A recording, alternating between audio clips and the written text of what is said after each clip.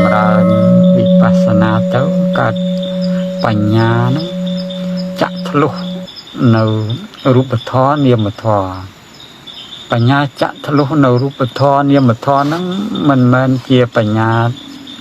ថ្នាក់គិតទេកណាបើបញ្ញាថ្នាក់គិតជាថ្នាក់គិតដោយមាននិតដោយការចេះរិះហ្នឹងបញ្ញាមួយដែរដល់បញ្ញាមួយយ៉ាងទៀតគឺបញ្ញាញាណបញ្ញាញាណហ្នឹងនៅពេលដែលឃើញហើយឃើញដូចយើងមើលទូរទស្សន៍ចឹងមកហើយបើយើងមើលទូរទស្សន៍ហើយឬក៏យើងមើលនឹងភ្នែកបើមានរបស់បាំងយើងមើលអត់ឃើញគឺ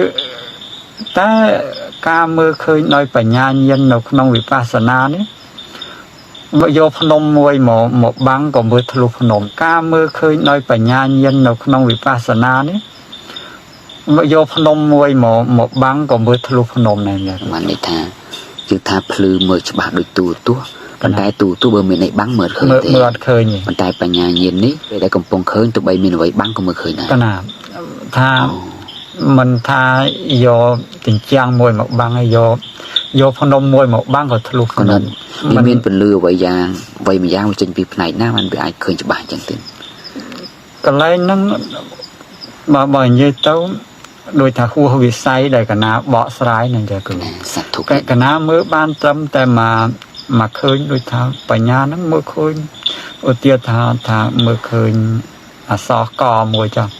អញ្ចឹងគេយកអញ្ចាំងមួយមកបាំងក៏នៅមើលឃើញកហ្នឹងច្បាស់ដូចគ្នាកណាច្បាស់ដូចគ្នាហើយគេយកភ្នំមួយមកបាំងក៏នៅឃើញអក្សរហ្នឹងឬក៏គេយកផែនដីមួយមកបាំងហ្នឹងធ្លុះផែនដីហ្នឹងមួយទៀតហ្នឹងលក្ខណៈបញ្ញាញាណហ្នឹងអញ្ចឹងអត់ដឹងថាបញ្ញាហ្នឹងវាមើលឃើញដោយរបៀបណាអាហ្នឹងវាហួសវិស័យគិតណាគ្រូសត្វទុកទាំងកណាសត្វកម្លាំងវិបស្សនាហ្នឹងគឺមនុស្សដែលអត់បានបុគ្គលដែលអត់បានពលត្រូវហ្នឹងគឺអត់ជឿចាគ្រូកណាសត្វត្រូវឲ្យចាំបានពុទ្ធជំចាស់បងថាពិផុតពីវិស័យនៃការគិតទៅទៀតកណាគឺយើងគិតឲ្យជាគិតមិនចេញព្រោះវាទៅតងបញ្ញាតើយើងប្រកបច្បាស់កណាគាត់ច្បាស់ដោយខ្លួនឯងដឹងគេថាលក្ខណៈបើពាក្យផ្លូវលោកគេថាដឹងដោយស្វ័យប្រវត្តិចឹងមកចាគ្រូសាធុចឹងណាចង់បញ្ជាក់ថាអារម្មណ៍របស់ព្រះនិព្វានពេលដែលយើងទៅដល់តែគុណម្ចាស់អត់បានចេះបរិយ័តរៀនបរិយ័តឲ្យច្រើនទេហេតុអីបានគុណម្ចាស់ហ៊ានតែគុណម្ចាស់ចេះច្បាស់ថាអារម្មណ៍នោះវាឲ្យដឹងដល់បែបណាដែលគុណម្ចាស់ហ៊ានចេះច្បាស់ថានេះគឺជាព្រះនិព្វានទាំងយើងអត់ដែលដឹងពីបរិយ័តថាព្រះនិព្វានបែបណាហើយ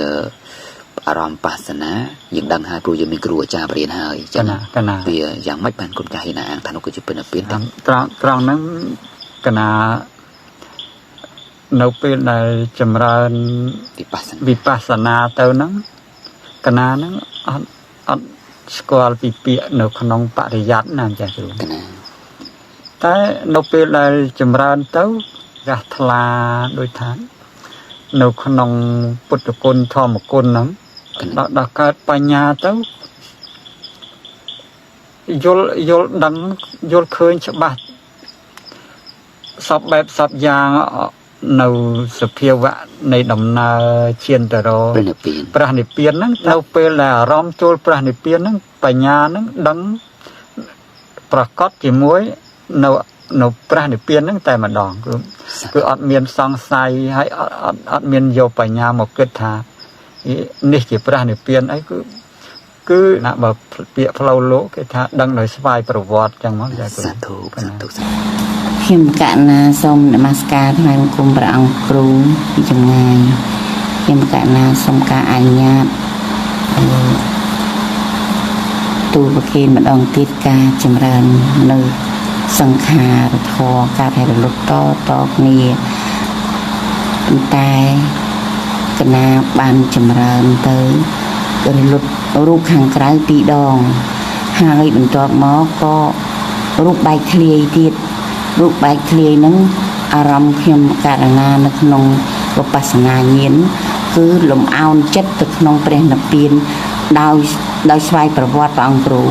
ដោយស្វ័យប្រវត្តិវិបស្សនានឹងរៀបចំឲ្យនឹងកណាថ្វាយអង្គមលោកម្ចាស់គ្រូកណា សិស្សចាស់គ្រូកូនការផែ10ឆ្នាំជាគណៈទុំបប្រតិបត្តិជាប់ប្រហែល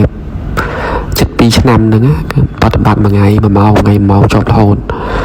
ហើយការគណៈបប្រតិបត្តិដំបូងនៅគ្រូកូនការហ្នឹងគណៈអត់បានតន់រៀនអីហើយគណៈទៅដល់ដំណាក់មួយប្រាំងកៈភាពញ័រពេញយ៉ាងស្បែកកាលហ្នឹងគណៈអត់បានរៀបអបឋមរៀនអីទេហើយទៅពេលអញ្ចឹងទៅវា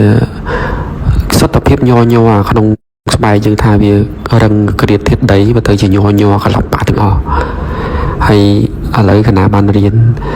ខ្លះរៀននៅពីអភិធម្មពីគ្រូសាស្ត្រវិទ្យាចិត្តជាសឹករូបនិព្វានហើយ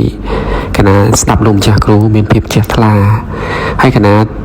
ប្រតិបត្តិរាល់ថ្ងៃហ្នឹងឡើងចុះបណ្ឌិតមើលវេទនាតាមគ្រូកូនការហើយអាណាបាណៈហើយគណៈស្មាត់ស្ដាប់ឮវិគេថាយើងយកខ្យល់ដង្ហើមប៉ះនៅចុងច្រមុះហើយគណៈបានស្ដាប់លោកម្ចាស់គ្រូកាន់តែច្បាស់ទៀតថាយើងភាសាខ្យល់ប៉ះពីដង្ហើមចុះចុងច្រមុះហ្នឹងមកខ្យល់ហ្នឹងមួយធាតុដីប៉ះហ្នឹងយើងគិតទៅភាសាហ្នឹងមកដល់គៀកម៉ោងចាប់ដើមចិត្តយើងវាជ្រួលច្រាលវាអត់មានចុករយទេអង្គុយពេញភ្នែកតែចិត្តជ្រួលច្រាលដល់ពេលកណាធ្វើតាមលោកម្ចាស់គ្រូប្រហែលចិត្តមួយខែអញ្ចឹងអត់មានជ្រួលច្រាលទេកណាបណ្ឌិតមើលច្រមុះហ្នឹងភាសាខ្យល់ដង្ហើមប៉ះចុងច្រមុះហ្នឹងមាន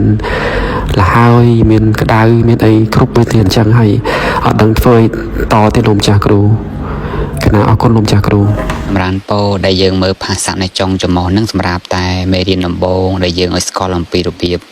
នៃការប៉ះទប់រវាងលក្ខណៈរបស់រូបបរមត្តពោតែដើម្បីញោមចេះច្បាស់នៅបាសនាញោមចាំបាច់ត្រឡប់មកមើលបាសនាទាំងមូលញោមទៅពង្រីកបាសនានឹងឲ្យធំជាងមុនពោចម្រើនពោ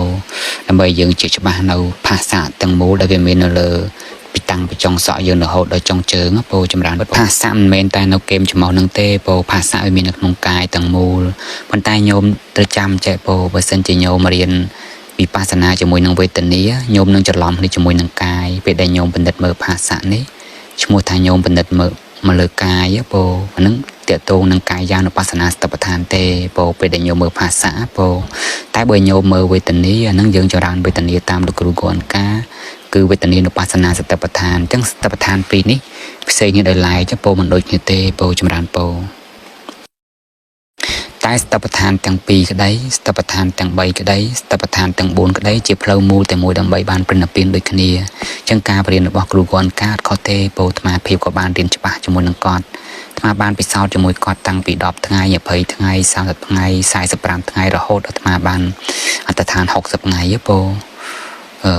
នៅឯសៀមរាបពោហើយបន្ទាប់មកទៀតអាត្មាបានយកខ្សែអាត់60ថ្ងៃនឹងព្យាយាម90ថ្ងៃ3លើកពោដើម្បីជាច្បាស់ផ្លូវរបស់គាត់ទៅពោមកក៏បានដឹងច្បាស់ថាផ្លូវនេះគឺជាផ្លូវអរិយបុគ្គលយ៉ាងពិតទៅពោអត់ខុសទេពោប៉ុន្តែផ្លូវរបស់អរិយមគ្គមាន4ប្រភេទគឺសតិប្បដ្ឋាន4គឺផ្លូវបានតែដឹងដូចគ្នាដែលអាត្មាភាពមិនយកវិបស្សនាវេទនានឹងមកបង្រៀនព្រោះយើងមានច្បាប់តាមច្បាប់គេនៅតាមកន្លែងមជ្ឈមណ្ឌលហ្នឹងគេមិនអនុញ្ញាតឲ្យយើងបរៀនយកបច្ចេកទេសគេមកបរៀនដែលគ្មានការអនុញ្ញាតទេដូច្នេះហើយទើបអាត្មាបង្រៀនតាមកាយានុបស្សនាសតិប្បដ្ឋានមិនសម្លឹងមើលវេទនាទេគឺចាប់ផ្ដើមជាមួយនឹងកាយវិញកាយោបស្សនាញាណមកបង្រៀនវិញដើម្បីឲ្យអ្នកជាអភិធម្មទាំងអស់គាត់ទទួលស្គាល់បានពោអាត្មាបង្រៀនតាមព្រះអភិធម្មសុទ្ធតែម្ដងពោមកភាពគិតថាបើសិនជាញោមបានចេះខ្លះចេះហើយបើញោមមានឱកាសចង់ឲ្យញោមបាសក់ញោមមករៀនជាមួយអាត្មាមួយទឹកអាត្មានឹងឲ្យមេរៀនបាសនាបែបកាយនេះហើយញោមទៅជាបុគ្គលជំនាញខ្ញុំអាចរៀនបានទាំងស្តិប្បដ្ឋានទាំងពីរបានដោយស្ទាត់ពោលហើយញោមអាចឃើញផ្លូវរបស់ពិណពានបានយ៉ាងពិតញោមមានឱកាសញោមអញ្ជើញមកមួយសប្តាហ៍មកពោលណាអាត្មានឹងប្រាប់ផ្លូវញោមពោលពេលណាមានឱកាសអាចទៅ7ថ្ងៃជាអនុវត្តរាល់ថ្ងៃយើងលោកម្ចាស់គ្រូមានអង្វាតអីសម្រាប់បប្រតិបត្តិតអីឬក៏មានឯកសារអីចឹងណាអរគុណច្រើនលោកម្ចាស់គ្រូពោចម្រើនពោឯកសារតេតូននឹងមេរៀនដែលអាត្មាត្រូវចែកឲ្យសិស្សនឹងមាន2សន្លឹកឯកសារតេតូនព្រះអភិធម្មរបៀបនៃការរៀនប៉ុន្តែឯកសារហ្នឹងតោះតែសិស្សនឹងគាត់មកពោមករៀនជាមួយអាត្មា7ថ្ងៃទៅអាត្មាចែកឲ្យហើយអាត្មានឹងពន្យល់សេចក្តីនៅក្នុងទីហ្នឹងបើសិនជាឯកសារនោះសំបីញោមយកទៅមើលហើយខ្ញុំបប្រតិបត្តិក៏ខ្ញុំមើលអត់យល់ដែរពោតេតូននឹងព្រះអភិធម្មសុទ្ធណាពោដូច្នេះចាំបាច់បញ្យល់អំពីគ្រូពោឥឡូវនេះបើសិនជាញោមរវល់អញ្ចឹងអត់មានឱកាសទេមានតែមួយគត់ទេពោគឺញោមអាចស្ដាប់តាមដានស្ដាប់រាល់វីដេអូដែលអាត្មាបង្ហោះរហូតគឺ ទាំងបុគ្គលដែលបានត្រាស់ដឹងមគ្គផលហើយក៏មានដែរពោមគ្គទី1មគ្គទី2ហើយបុគ្គលថ្មបង្រៀនជាងប្រមាណជាង9ខែចូល10ខែនេះពោមានពុទ្ធបរិស័ទដែលគាត់ទៅដល់ភង្គញ្ញានដំណាក់កាលបញ្ចូលអសោតាបានហ្នឹងជាង40នាក់ជាងហើយពោហើយបុគ្គលប្រហែលជា4ឬ5នាក់ពោបានទៅដល់រិយមគ្គតាមផ្លូវហ្នឹងផ្លូវវិធីវិបស្សនានឹងលឿនណាស់មកពោយើងសឹងតែមិនអាចជឿបានប៉ុន្តែតារាបណាយើងមិនស្គាល់ផ្លូវយើងមិនយល់អំពីផ្លូវរឿងជឿមិនជឿមិនសំខាន់តែសំខាន់យើងដើរផ្លូវត្រូវឬមិនត្រូវពោតែយើងដើរផ្លូវត្រូវទោះបីយើងមិនជឿក៏វាត្រូវតែជឿដែរពោព្រោះវិបស្សនាព្រះពុទ្ធសម្ដែងពិតប្រកបមគ្គផលនៅមានបច្ចុប្បន្នហ្នឹងព្រះអង្គបានសម្ដែងទុកហើយមកពេលយើងរៀនមិនត្រូវទៅយើងមិនអាចរកឃើញពោចម្រើនពោអញ្ចឹងញោមអាចតាមដានស្ដាប់វីដេអូថ្មច្រើនណាពោចូលនៅក្នុង Facebook account របស់ប្រធារៈញោមស្ដាប់ហើយស្ដាប់ទៀតឲ្យបានច្រើនសារញោមនឹងបានលឺ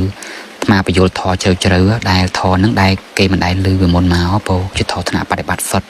អញ្ចឹងការបញ្យលរបស់ថ្មគឺថ្មបញ្យលនឹងសំណួររបស់សិស្សពេលដល់អញ្ចឹងទៅសិស្សងាយយល់អញ្ចឹងញោមអាចស្ដាប់តាមសំណួរចម្លើយរបស់ពួកគាត់ញោមនឹងកាន់តែច្បាស់រហូតដល់ញោមអាចសម្រាប់មគ្គផលតាមខ្សែអត្តនឹងបានពោព្រោះមានសិស្សវិបស្សនាប្រហែលជា2នាក់ទៅ3នាក់ពោពី2ទៅ3នាក់គេច្បាស់គេគាត់ស្ដាប់ខ្សែអត្តរបស់អាត្មាភាពហើយគេក៏បានជារិយបុគ្គលបានមានហើយពោព្រោះគេជាបុគ្គលដែលមានបញ្ញាចាស់ខ្លាពីមុនមកហើយគេក៏ចាប់ផ្ដើមស្ដាប់ទៅគេក៏ផ្ទៀងផ្ទាត់តាមគេក៏ជាច្បាស់បានដូច្នេះហើយខ្ញុំអាចស្ដាប់រកខ្សែអត្តទាំងអស់នឹងសិនខ្ញុំណាពោចម្រើនពោហើយខ្ញុំឆ្ងល់ខ្ញុំអាចសួរបានពោសត្វទុកសត្វទុកពោះធម៌របស់ព្រះអង្គដែលសម្ដែងឲ្យយើងប្រតិបត្តិនេះគឺត្រូវឃើញដោយញាណហើយនឹងបញ្ញាខណៈរបស់រូបធម៌ដែលជាធាតុមិនដឹងនិងលក្ខណៈរបស់នាមធម៌ដែលជាធាតុដឹងអញ្ចឹងខណៈនឹងវាមានតែធាតុដឹងនិងធាតុមិនដឹងវាមានតែរូបធម៌និងនាមធម៌មានសត្វបុគ្គលដែរមានយើងដែរខណៈនឹងមានសកាយតិទេដែរគឺអត់មានហើយតើតែមកដឹងរូបធម៌និងនាមធម៌សិនបានអាចដឹងមិនទៀងជាទុកជាអនត្តាបានដឹងមិនទៀងជាទុកជាអនត្តាសិនបានអាចទៅដឹងអរិយសច្ចៈទាំង4បានវាតតែយើងដឹងនៅរូបធម៌និងនាមធម៌លះបង់នៅសកាយតិដ្ឋិសិនបានយើងអាចដឹងថាមិនទៀងជាទុកជាអនត្តាបានដឹងមិនទៀងជាទុកជាអនត្តាបានសិនបានយើងទៅដឹងអរិយសច្ចៈបានឃើញទេ